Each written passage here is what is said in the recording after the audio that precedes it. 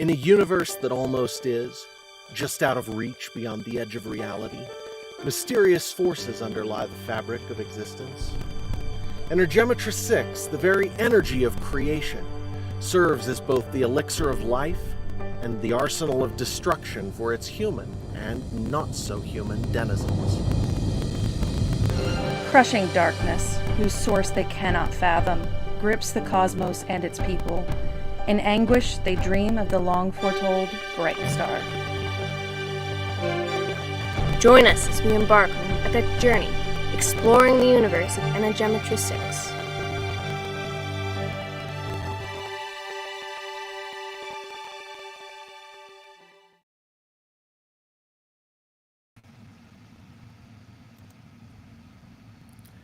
And we're live. The Energematrice 6 podcast, episode 3. Welcome, Mel. Welcome, everyone in the audience. And welcome to my oldest, who is again reading John Casizia. And thanks for being here, everybody. Real quick before we get started, I do want to play that little word on how we do our value for value model here. So let's do that real quick.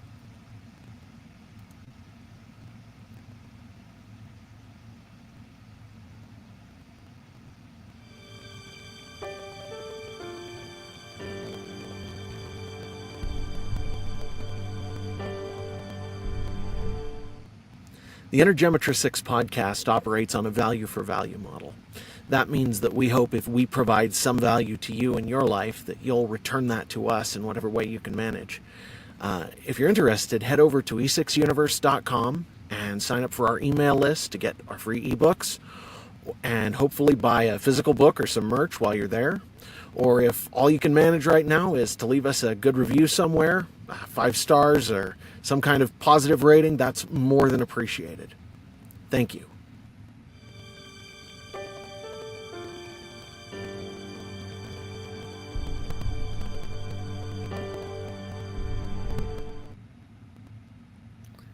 And with that out of the way, let's dive right in. Brightstar, Chapter 2. Darkness before you and chaos behind you. In hubris and weakness, the bright star will blind you. The first prophecy of the bright star, given by Seaver, wild man ratting. Dragging the blanket Kevin had brought him, Nate was led to his cabin. Every room with an open hatch he was able to see as they traversed the ship was roughly the same size. They were cramped by most standards, but roomy, he presumed, for a space vessel. Alone again, Nate changed into a gi that resembled John and Rachel's. The same trousers, shirt, and cloth belt had been laid out for him when he arrived. Other than the persistent mental sensation of unreality, Nate felt like he was functioning normally, all things considered. However, he wasn't sure why, but he felt as if someone were staring at him from behind. When he looked around, though, he wasn't able to see anyone or any kind of obvious surveillance device. His cabin was mostly white, with gray trimmings and the occasional piece of black furniture to draw the eye. One large black frame contained a complex symbol, rendered into fine, eye-catching artwork. The yellow tint of the light that filled the room from glowing panels on every surface was bright enough to provide clear illumination, while still leaving the white walls feeling dingy. I'm going to back up there. Hang on. Okay.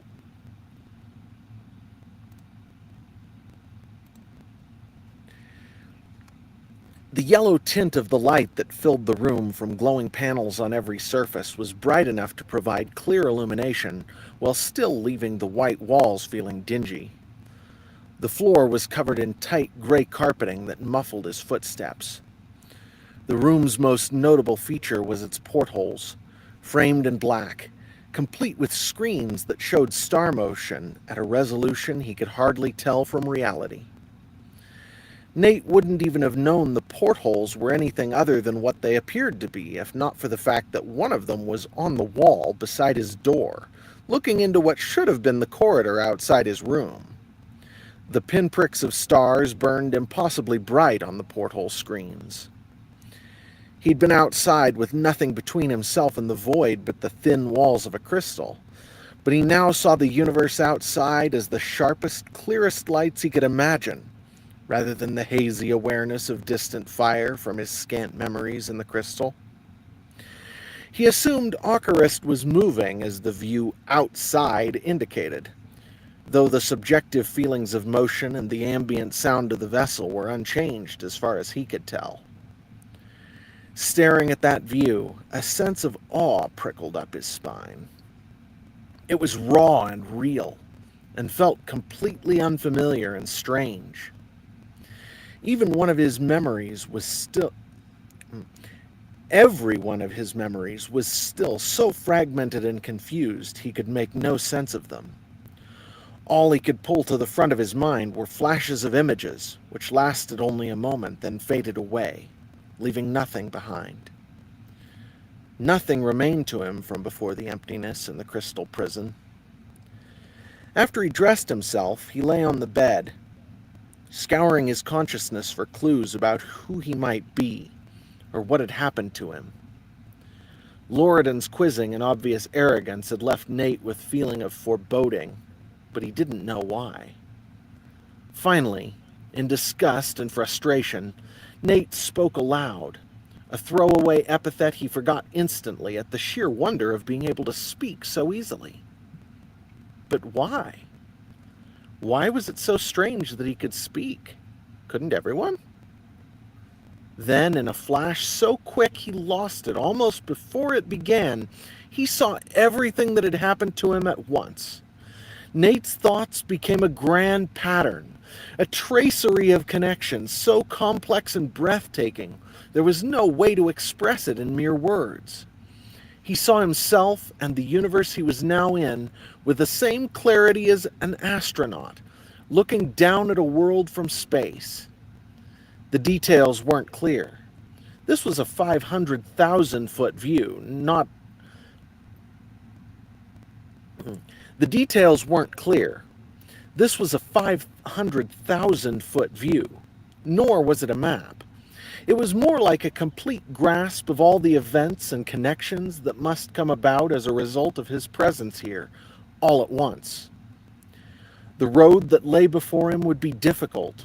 He had been transformed, and he had a monumental task that was his alone to complete. It was energizing and terrifying, heartening and mind-boggling. Whether it was new knowledge given to him by a source outside himself or coming from his innate understanding of patterns, he couldn't have said. But he knew the role he must play in this universe. Then more came. He began to remember home, father, his life before. Then Adrian, the pain, sitting, cradling his head in his hands. Darkness filled him. It was overwhelming. Too much. He turned away, aghast. Then it was all gone, leaving nothing more than a fading afterimage. The sense of awe lingered, but so did the darkness that had nearly consumed him, along with a slight headache. And far off, on the edge of his perception, was the strange sensation of someone watching him, which may or may not have been connected. A raucous chiming interrupted his thoughts. He looked up as his door opened and John Kazizia poked his head through, one hand still on the hatch. You busy?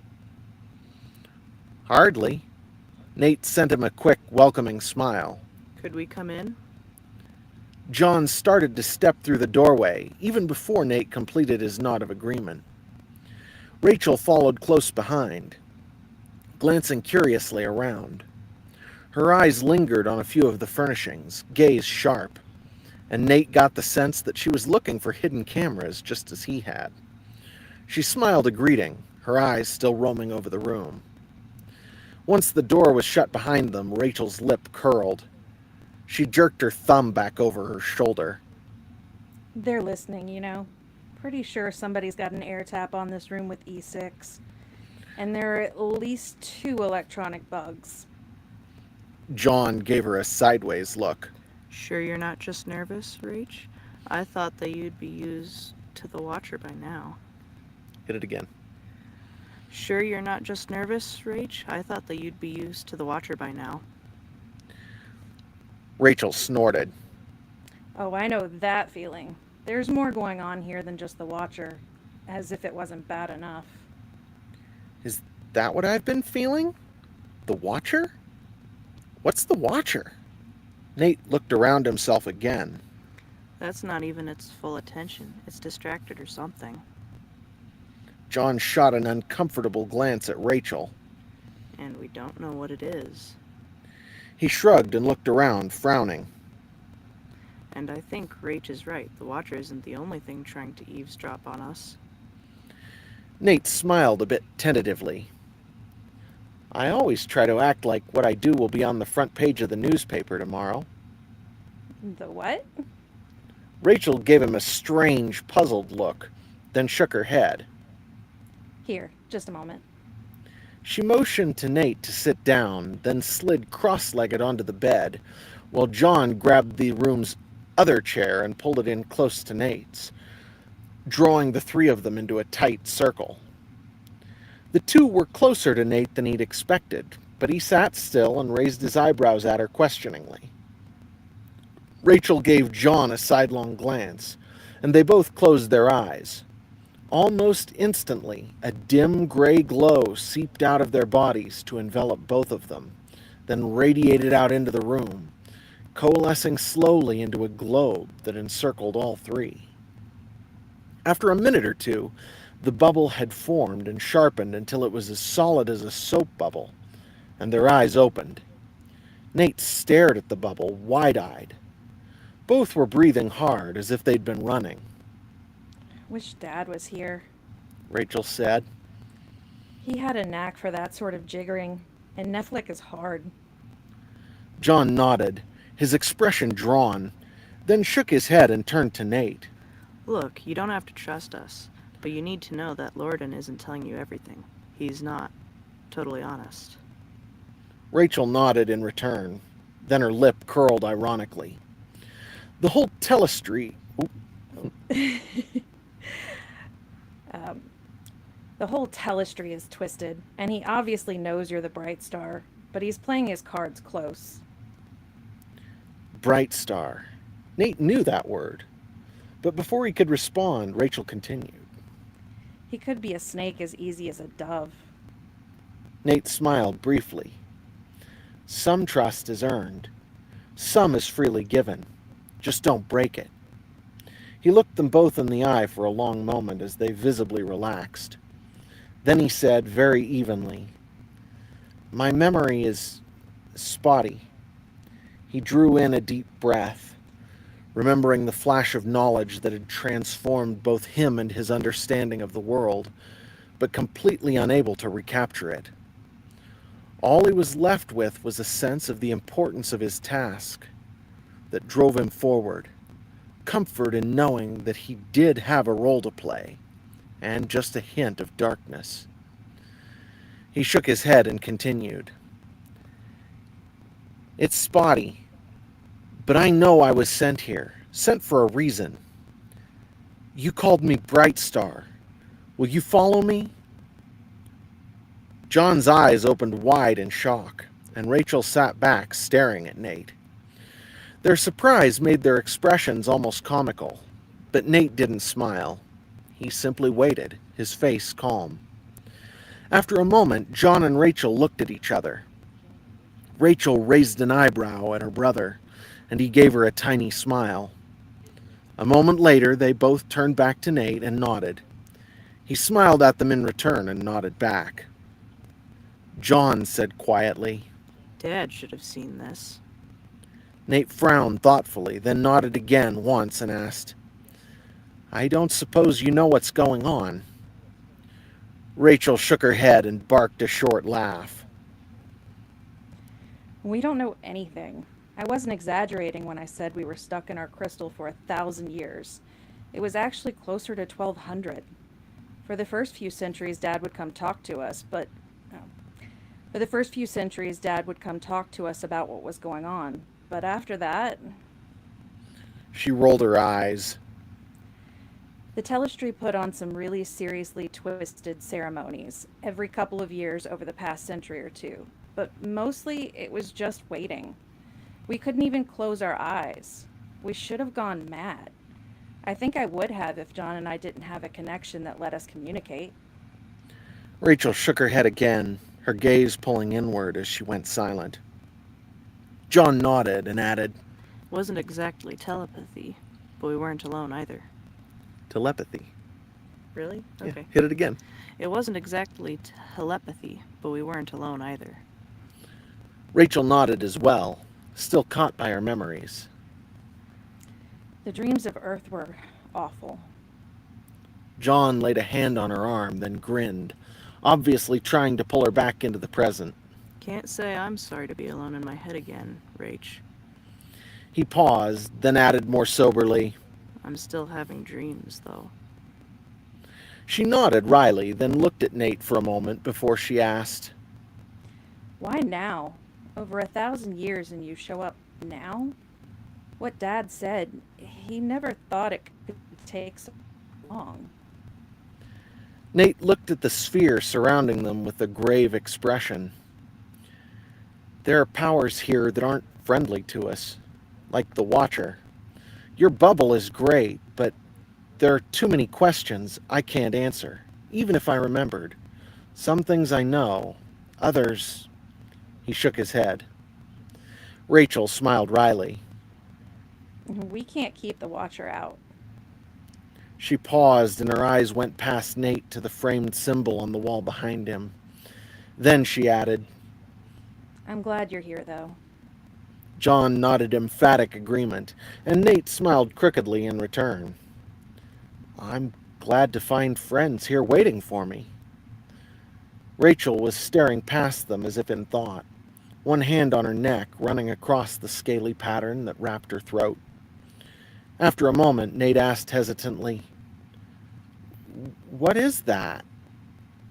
Rachel blinked in surprise and rolled up her sleeve to show more of the strange design, which did extend down almost to her wrist. You mean this? Nate nodded and Rachel shrugged. It's the Remecula. Or, no, I didn't say that right, did I? That's all right. The Recamacula. It's the Recamacula. Dad gave it to us. It helps keep us safe from entropic shock.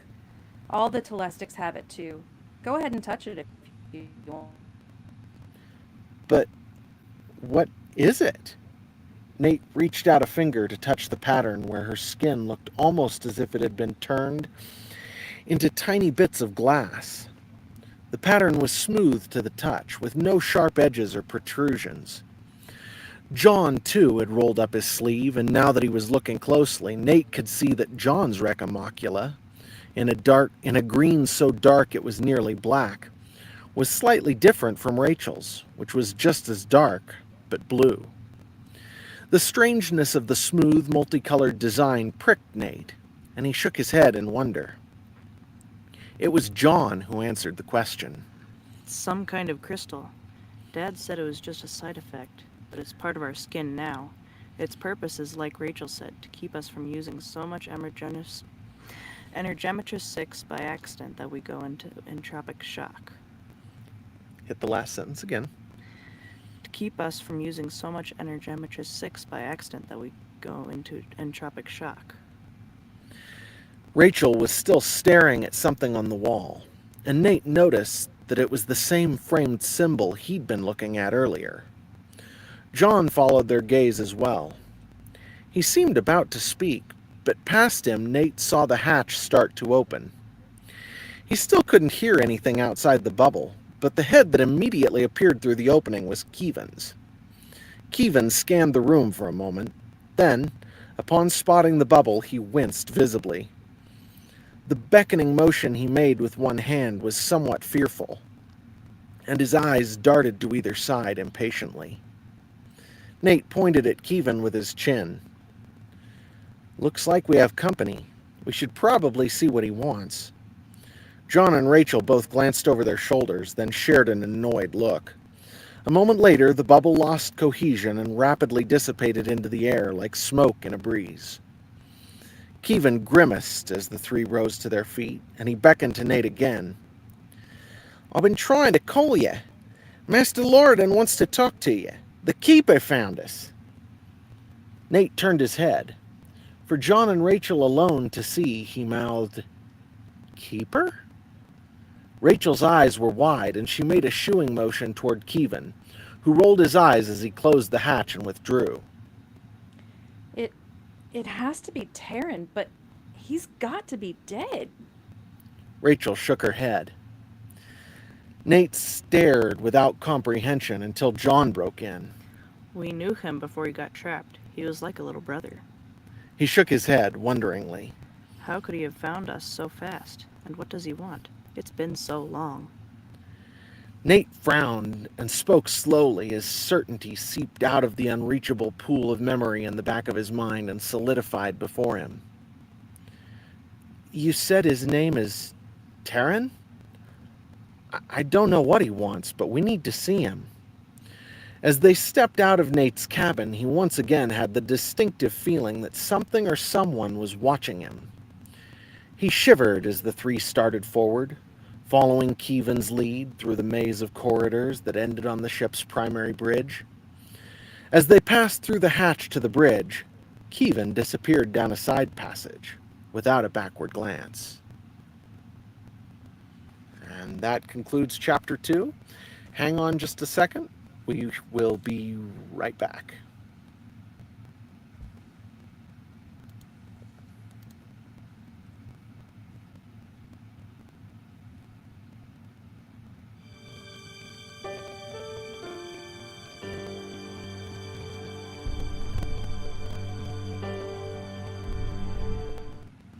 The Energematrice6 podcast is made possible by North Arrow Coffee. North Arrow Coffee is the pro-life coffee company where 15% of every purchase goes to support organizations like Crisis Pregnancy Centers, whose purpose is to support women in the most difficult situation of their lives. If you're interested, head over to northarrowcoffee.co and use promo code E6 to get 10% off with your order.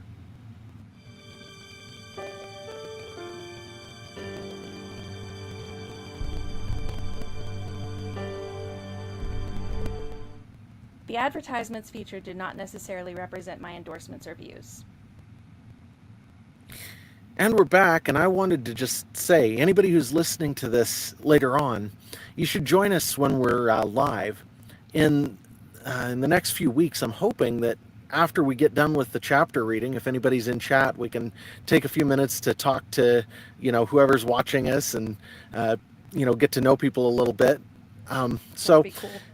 Yeah, it absolutely would. And so I'm hoping to do that after we finish the reading. And eventually, if things go as I'd like, I'd love to shut off YouTube and any other.